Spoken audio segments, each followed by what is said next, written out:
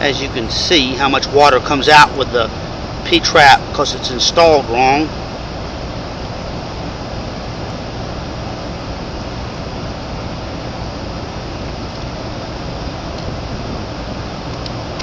It lets the unit drain.